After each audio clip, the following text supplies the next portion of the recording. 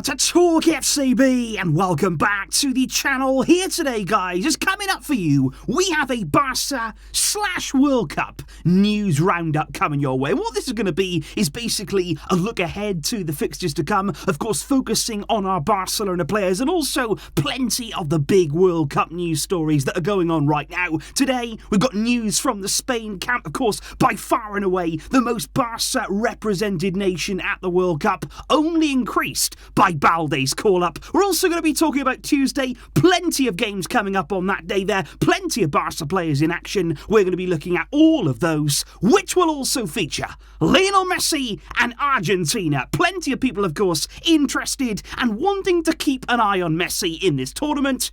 It is all coming up for you. I hope you enjoy this style of video. If you do enjoy it, please consider dropping a like, and let's get to it. Because if we do indeed kick off then with Spain, and I do have to say, guys, on Saturday, it was so special to see Alejandro Balde arriving to the Spanish camp there. And just imagine the feelings that he was having. Just imagine the emotion there of walking through the door, entering the Spain World Cup squad for this tournament. It looked like he wasn't going to be able to go. It looked like he wasn't going to be selected.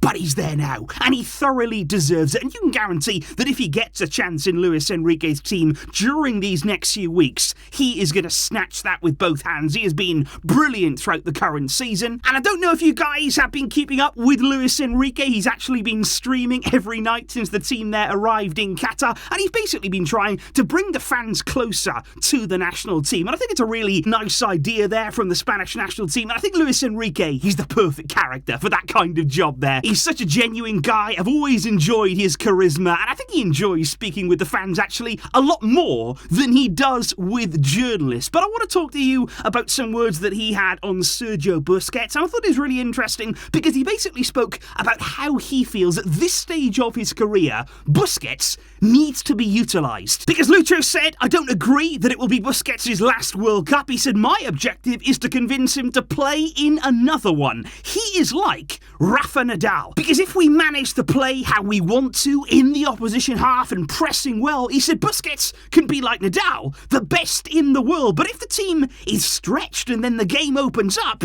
he said then, no, not really. He said, I don't see a better pivot in the world for how we want to play. And I thought that was interesting there, alluding to the fact that if you actually put Busquets in the right conditions, play in the way that he needs to at this stage of his career, he can still be very much of use. And I'm going to be interested to see how Busquets looks with Spain. Given the struggles that we've seen him have with Barca in our team this season, will it be any different at the World Cup?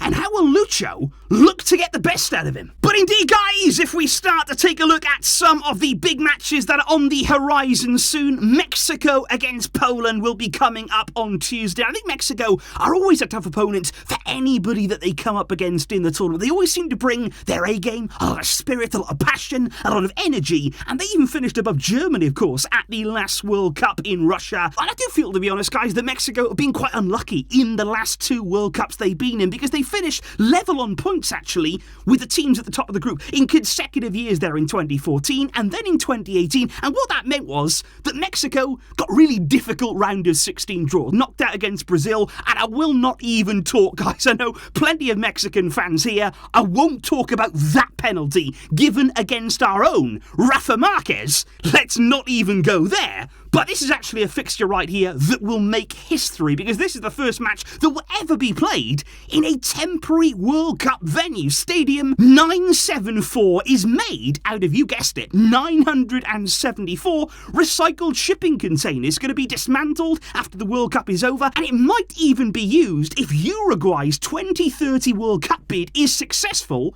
They're going to transport the whole stadium there. Absolutely incredible stuff. And will this be the venue where our own Robert Lewandowski will score his very first World Cup goal? He's still waiting for it. This feels like the tournament where it can happen. And after Poland finished bottom of their group in 2018, they will be looking to improve this time around. Then there is the match on Tuesday between Denmark and Tunisia, and I do know that coming into this tournament, a lot of people are keeping a very close eye on Denmark. They are very much being seen here as dark horses for the tournament, a team who could really go deep and cause a lot of people problems. And again, it's not a team that you'd want to play. It's not a team there that you would openly say, I want to go and play Denmark. You would not with the quality that they have at their disposal. I think they showed exactly what they could do in their very last international game before this tournament. They beat France. They beat the world champions. And it was no fluke either. 2-0. Andreas Christensen was at the very heart of that defence there, helping them keep a clean sheet. And of course, against Mbappe, Griezmann and Giroud, that's light work for Andreas. He is so good in this Denmark team. And of course, Denmark will play France in their group in the very next match. That one is going to be really entertaining. And speaking indeed about France, the reigning world champions defending their crown in this tournament. They're going to be coming up against Australia in their first group match. Dembélé and Koundé, you'd expect to be key in Didier Deschamps' team, although they do have real quality wherever you look in that France squad.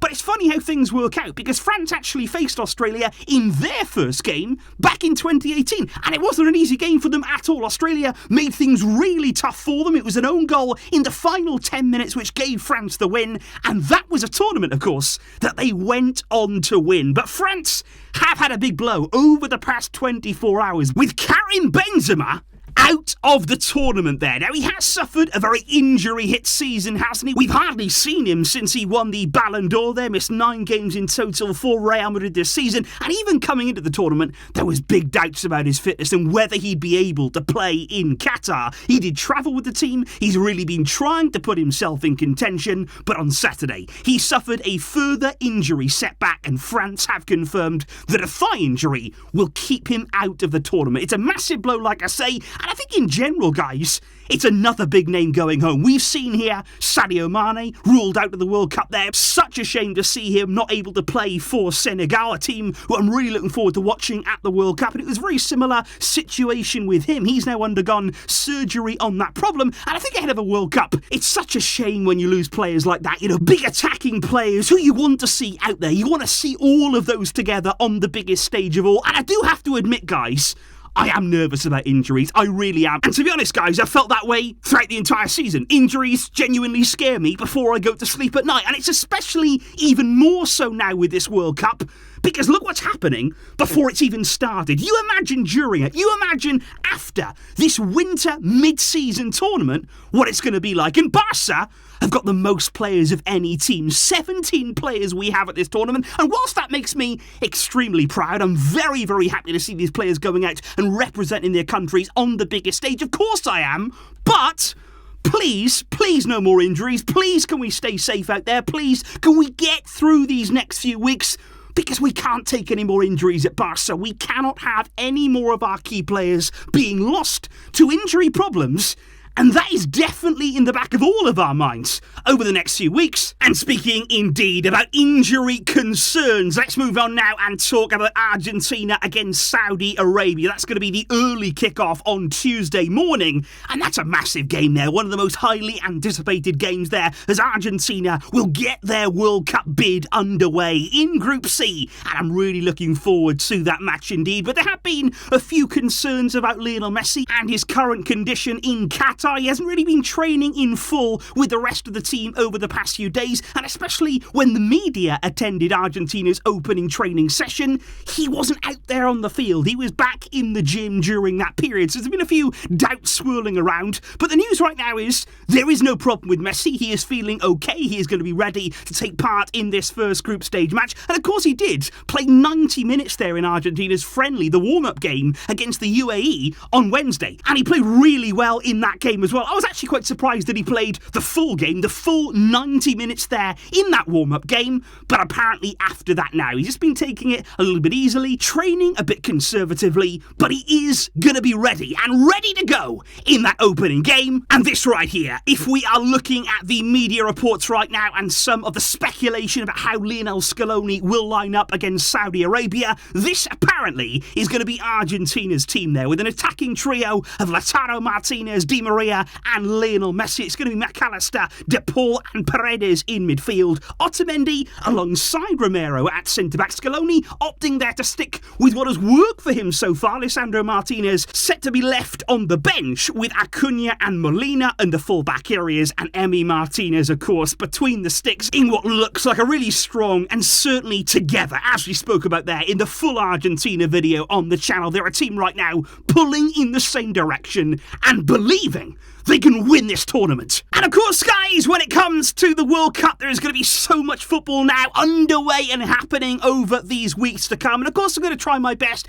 as always, to stay updated with all of it here with you guys, go through country by country, player by player. But of course, there will be times where I can't cover everything. So just bear with me. I'm going to give you as much as I possibly can. And of course, dedicate lots of time here on the channel to videos. There's games going on, of course, today, well underway now, the World Cup. And indeed, on Monday, the games that we discussed on the channel yesterday. So there's lots happening and lots here for you to enjoy. I hope you did like the style today, guys, and the news that we have been discussing. Please do let me know your thoughts in the comments down below and your feelings ahead of the tournament now starting and the World Cup fever really ramping up.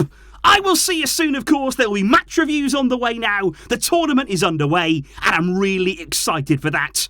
Please enjoy it all and certainly have some fun over these coming weeks. And I will see you soon. But until next time, as always, it's the World Cup.